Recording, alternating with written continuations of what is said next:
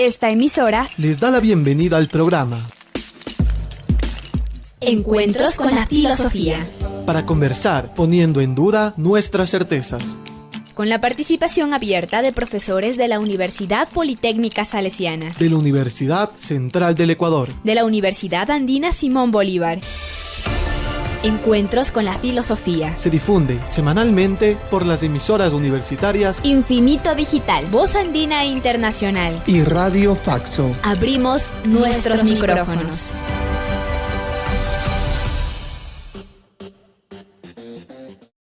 Bienvenidos y bienvenidas al programa semanal Encuentros con la Filosofía. Les saluda Miguel Macías Moreno. Es un gusto encontrarnos una vez más en este espacio de encuentros entre vida cotidiana y filosofía. Pues cuando vivimos situaciones inciertas con alcance local y mundial, proponemos con la colaboración de docentes universitarios abordar en media hora un tema de la vida cotidiana para repensar la existencia humana desde la filosofía. Saludo a Tito Chela en la cabina de radio Voz Andina Internacional. De igual forma, mi saludo a Edison Aguilar Santa Cruz, con quien compartimos la conducción del programa. Hola, Edison. Hola, Miguel. Buen día. Agradecemos y damos una cálida bienvenida al invitado de esta semana, Miguel Chavarría Parreño. Él tiene un doctorado de Estado en Estudios Políticos por la Escuela de Altos Estudios en París, una maestría en Filosofía Política por la Universidad Católica de Lovaina, docente de la PUCE desde hace 22 años, docente de Flaxo, Ecuador, y del Instituto de Altos Estudios Nacionales. Buenos días, Miguel. Buenos días, Edison. Buenos días también, Miguel, y a Tito, que están acá. Sí, estamos ahora en esta nueva etapa, digamos, para poder abordar y analizar algunos temas. Gracias a ustedes. Un gusto, Miguel. En esta semana dialogaremos con Miguel Chavarría Parreño sobre política en la antigüedad. Primero ingresaremos en esta temática desde la vida cotidiana. En el segundo segmento, Miradas Filosóficas, nuestro invitado compartirá desde su perspectiva filosófica algunas reflexiones sobre la política en la antigüedad. Y en el tercer segmento, ¿Qué más encontrar?, Miguel Chavarría Parreño compartirá recomendaciones y sugerencias para acercarnos más a la temática de esta semana. Como habíamos anunciado en Vida Cotidiana, preguntamos a Miguel Chavarría, ¿nos puedes dar ejemplos de qué ideas de la política surgidas en la antigüedad se encuentran en la cotidianidad? Bueno, sí, en la antigüedad la idea de la filosofía, de la política como praxis, como acción, como el espacio, digámoslo, de acción humana que tiene que ver con la opinión. Ese es digamos, una especie de concepción que subyace, que está presente, que está latente en la mentalidad, incluso contemporánea, moderna, a pesar de que muchos de elementos que sostenían esa concepción digámoslo, se han roto, han colapsado como tal. ¿Cómo lo vamos a analizar? Pero digamos esta idea de una relación, una especie de ecuación entre política y praxis, que es un término de origen griego, o acción que podría llamarse, es de origen griego. Pero claro, ellos lo entendieron de un modo completamente distinto a lo que nosotros, sobre todo a partir del ciclo de las revoluciones del siglo XVIII, plantearon el significado de acción como tal. Pero eso poco a poco lo vamos a, creo que, analizar. Esa es la idea, y todavía hay otra idea, otra tesis muy importante, es las diferencias que ellos establecen entre regímenes políticos. 3 formas de regímenes políticos que ha sido muy interesante para nosotros. y uno de ellos que, aun cuando su nombre todavía persiste, pero comenzó con ellos la experiencia de la democracia como tal. Todos estos elementos tenemos que analizarlos para poder un poco, digámoslo, separar, porque hay mucha confusión, porque el lenguaje político se presta a enormes ambigüedades, a enormes confusiones, pero este es un trabajo de, digámoslo así, de genealogía, de análisis genealógico, para ver los elementos que están presentes, el lenguaje, las palabras, las designaciones, los conceptos que están presentes o que han desaparecido o se han metamorfoseado en su significado. Lo que podemos decir. Gracias, Miguel. Damos paso a nuestro siguiente segmento, Miradas Filosóficas. En Miradas Filosóficas nos encontramos con Miguel Chavarría para mirar cómo se pensó la política en la antigüedad. Por eso preguntamos, ¿cuáles son los puntos más relevantes de la política propuestos por Sócrates? Ya. La figura de Sócrates es que ha servido muchísimo para hablar de él, aun cuando de él no hay ningún escrito, quiero decir, él no escribió, pero todo el mundo puede hablar de él. Y las dos grandes fuentes que tenemos de la antigüedad sobre él es su discípulo Platón y Xenofón. Es otro discípulo, pero la versión que da Platón es un poco interesante, pero también que guarda ciertas oposiciones. Tratemos de reconstituir el problema socrático. Una figura legendaria, casi como se ha puesto en duda su existencia histórica incluso, pero bueno, no es el momento de entrar, como la existencia histórica de Jesús también, pero bueno. Primero hay que comprenderlo. ¿Por qué no escribió él? Porque él estaba atravesado por un pensamiento aporético. Un pensamiento aporético es un pensamiento tan dicotómico, disperso, incluso opuestos entre sus elementos, que era imposible forjar una unidad para elaborar digamos, una escritura en torno a eso. Quien escribe sabe muy bien que es necesario primero una unidad y no una dispersión, incluso contradicción entre ellas, para poder afirmar un cierto número de cosas. Es sobre todo, digamos, y esta es la versión de Platón, la interpretación de Platón, es la muerte, el hecho, la muerte, la condena de Sócrates casi que nos plantea un mismo episodio con respecto a la condena de Jesús. La condena de Sócrates de la ciudad, que la ciudad condena a él, comienza el punto de separación entre filosofía y política como tal. Porque justamente Sócrates no logra persuadir a sus jueces de la inocencia de su causa. Y este hecho, el hecho de que no logra persuadir,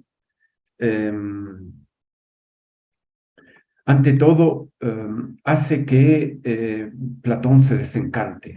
O sea, se desencante con respecto a la persuasión, porque el punto fundamental de la política hasta ese momento había sido la persuasión. Más que la violencia, persuadir al otro, a los otros. El término persuasión en la antigüedad describe no solamente la manera de hablar, no solamente, como diríamos ahora, muy débilmente convencer al otro, sino también es resplandor y fama. Eso significa persuasión. La fama, el resplandor, porque quien habla se expone ante los otros. Se deja ver, se deja escuchar como tal. Entonces, esta persuasión no funciona en el caso de Sócrates, no logra persuadir a los jueces que lo condenaron de la justeza de su causa. Ese es el primer hecho. Es como que el motivo fundamental a partir del cual Platón va a hacer su oposición furibunda, su oposición a la polis y a la política como tal.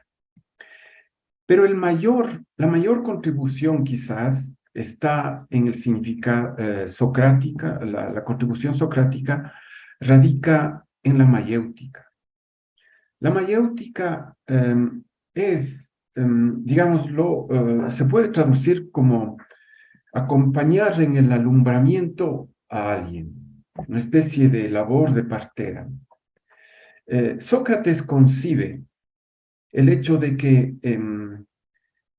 es necesario que cada uno por sí mismo elabore su propia verdad, elabore su propia forma de veracidad como tal. Él solamente le acompaña, no tiene nada que enseñar, no tiene ni doctrina. Pues es un pensamiento aporético. Él sabe muy bien lo que dijo el oráculo de Delfos, que no hay mejor sabio que aquel que admite que lo que todo el mundo repite, que no sabe absolutamente. Ese es el verdadero sabio, que no sabe absolutamente nada, absolutamente, que desconoce todo. Entonces, su propuesta es, frente a la opinión, a la doxa, a la opinión de la política, porque la política es la opinión que todos tenemos, que todos nos podemos hacer. Y una opinión no está sustentada en una verdad, en una veracidad. Lo que Sócrates propone es que cada uno se forje su opinión, que no sea impuesta por la ciudad, que no sea impuesta por esta figura de, por ejemplo, si ustedes analizan muy bien la Ilíada, nosotros encontramos que las grandes acciones de Aquiles son sustentadas por las grandes palabras. Es decir, la gesta política se sustenta en grandes palabras. Sócrates transforma esto. Dice, no es necesario las grandes gestas como sustento o como tándem de las grandes palabras. Es necesario que cada uno encuentre en su interior la propia veracidad de sus propias palabras. Es una especie, como una especie de doxai de cada uno que encuentra en sí mismo, una especie de dialegestai.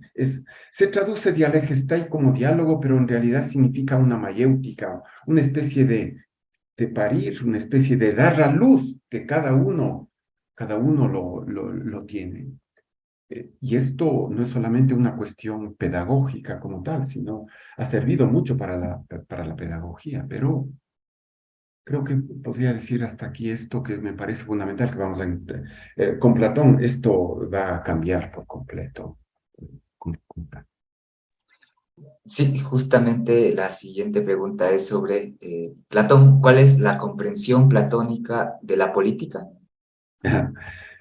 Platón es un enemigo furibundo de la polis, digámoslo así, del espacio, de la esfera común política que alumbra a todos, que debería alumbrar como tal. Porque, primero por este hecho, porque él no cree en la persuasión, él cree en la verdad, porque vuelvo a insistir, la persuasión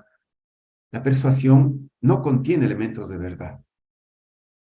Entonces, él hace una distinción que va a ser muy importante entre la opinión, la doxa, y la verdad que para él tiene carácter epistemológico o científico.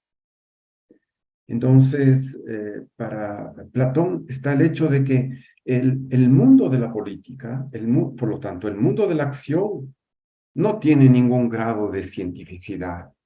Y por lo tanto, la filosofía no tiene nada que decir, nada que hacer en ese mundo de los seres humanos que nada más que están naufragando en un mar de opiniones sin ninguna verdad. Es necesario buscar el cielo de la quietud, el cielo de las ideas, el cielo de la inmortalidad, el cielo de, digámoslo así, no del movimiento, sino justamente del reposo, de la mirada y de la contemplación, que no existe aquí, porque aquí lo que existe son nada más que, digámoslo así, simulacros, sombras.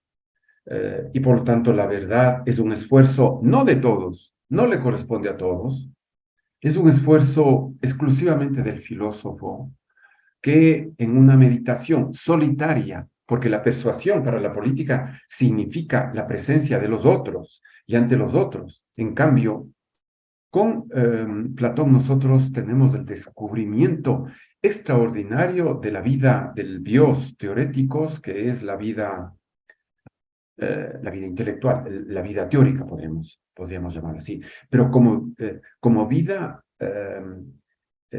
solitaria frente a las ideas. Y solamente el filósofo es capaz de aquello. Todo lo demás es el mundo de los, como dice un autor contemporáneo, el mundo de los simulacros, de las sombras, los simulacros que existen como tal.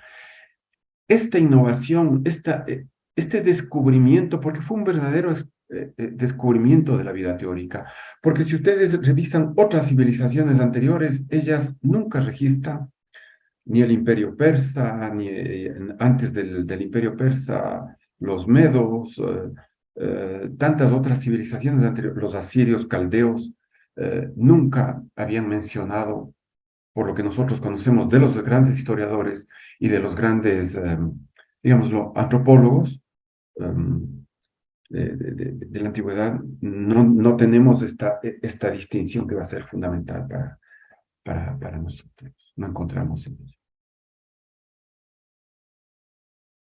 Entonces, siguiendo en esta línea de los griegos, ¿qué dimensiones son las más significativas de la política en Aristóteles en cambio? Podemos decir que Aristóteles todavía conserva el idealismo platónico, el idealismo de esto, el mundo de las ideas, los valores trascendentales. Los conserva todavía cuando él habla de la vida teórica y de su correspondiente, digamos, nous o actividad cognitiva que ni siquiera el hombre puede participar, sino simplemente es una facultad intelectual inalcanzable para el ser humano. Esto Aristóteles lo dice muy claramente en la Ética Nicómaco. Pero hay algo muy importante en Aristóteles, que esto se encuentra tanto en la política como en la constitución de los atenienses. Es la distinción entre tres regímenes políticos que él va a analizar y que él tiene suficiente información. Por un lado, primer régimen político, que para él ha sido la monarquía, la nobleza, la monarquía, y como tal. Pero también al mismo tiempo él ve, mediante la historia, que la monarquía puede degenerar, o degenera en la figura. Un monarca degenerado, excesivo en sus acciones, es la tiranía. La tiranía no es sino el gobierno sin ninguna ley, por encima de toda ley. Porque la monarquía al menos tenía una forma de ley y se comportaba como tal. El segundo régimen político que él descubre, que él, más que descubrir, digamos, cifra intelectualmente, es la aristocracia. En griego, aristoi, la palabra que compone aristocracia, significa el gobierno de los mejores. Ya podemos comprender fácilmente quién es el gobierno de los mejores. El gobierno de los mejores es aquellos que en toda sociedad se han considerado como los mejores, ya sea por linaje, riqueza, origen, edad incluso, la edad es muy determinante, sobre todo en los regímenes políticos. La mayoría de edad, obviamente, es, es, eh, es mejor con respecto a la pequeña edad. Entonces, pero esta aristocracia también puede degenerar históricamente y degenera en lo que podríamos llamar la oligarquía, el gobierno de los oligarcas. ¿Qué es el gobierno de la oligarquía o de los oligarcas? Anuda dos hechos: la riqueza material y el poder. Combinados estos dos elementos, nosotros tenemos incluso hasta ahora lo que se llaman los oligarcas de Putin. ¿Qué es lo que tienen ellos? Dos hechos fundamentales: muchísimos bienes, muchísimo dinero, multimillonarios, 1000 millonarios, lo que puede ser, y un poder también como tal. Es la oligarquía. Ahora, la tercera forma, la democracia, es un poco más compleja, porque él se da cuenta que la democracia, además, el nombre que tiene la democracia, es un nombre que no es de origen ni monárquico ni aristocrático. Es el único régimen que toma el nombre de un pueblo, el nombre del demos. Esto es muy interesante, es algo que nunca se dice, que no se comprende muy bien.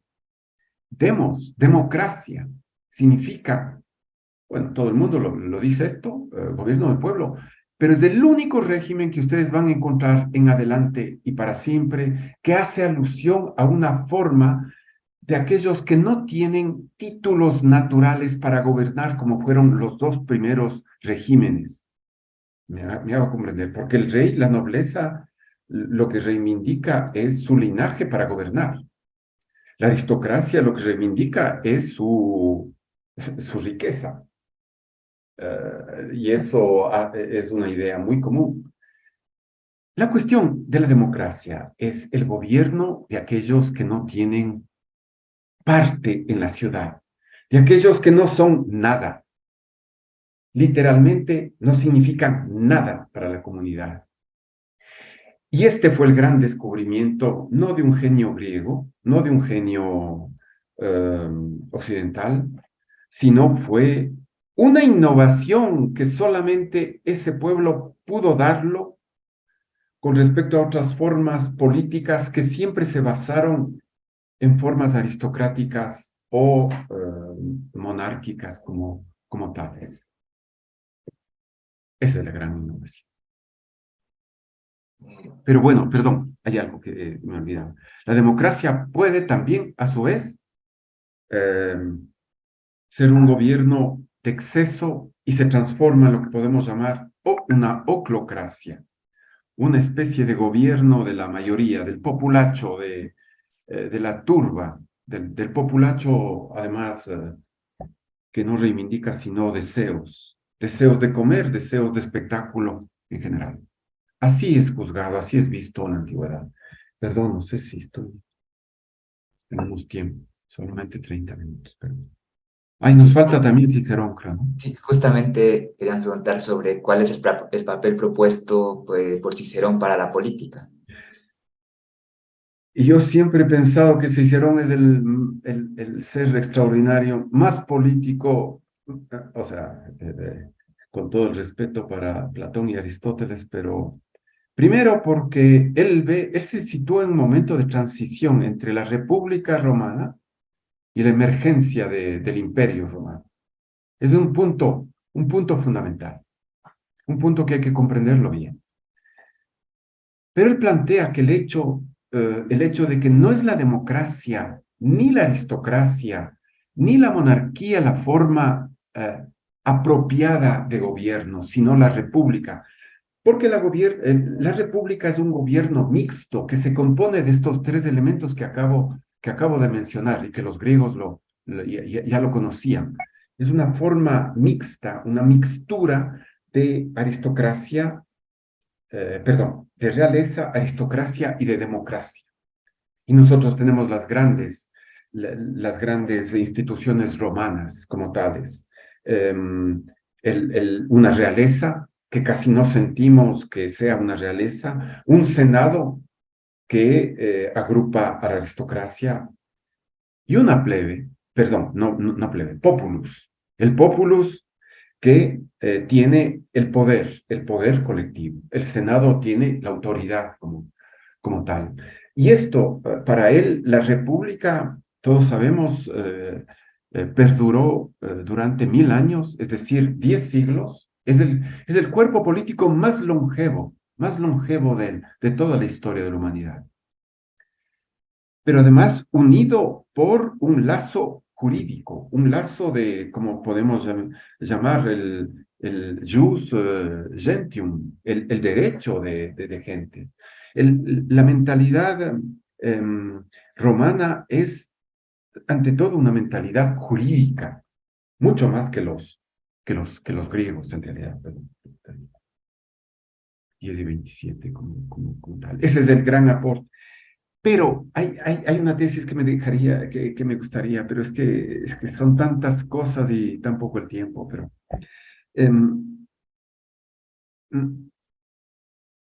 digámoslo, Cicerón lo que plantea es el hecho de que los cuerpos políticos, si no se expanden internamente, si no expanden sus fuerzas, van a ser, digámoslo así, engullidas o molestadas por otras fuerzas, por otros cuerpos políticos que tienen la potencialidad de expandirse. Y él ve que la república se cae porque ya se agotó internamente. Y se plantea el imperio, que no es sino, ¿qué significa el imperio aquí? Una sola cosa. Es la pretensión de gobernar a la humanidad en un espacio geográfico vastísimo como tal, como lo tenemos. Eso es el imperio, nada más. La pretensión universal, la pretensión de gobernar a toda la humanidad, ya no a un solo pueblo, ya no a Roma, ya no a Jerusalén, a Israel, ya no a un solo pueblo, porque, digámoslo así, Atenas y Esparta eran comunidades políticas muy pequeñas, muy herméticas, centradas en sí mismas. El imperio da una fuerza inaudita que va a traer también otros problemas. O sea, hay tantas cosas que... 10 y 20 minutos.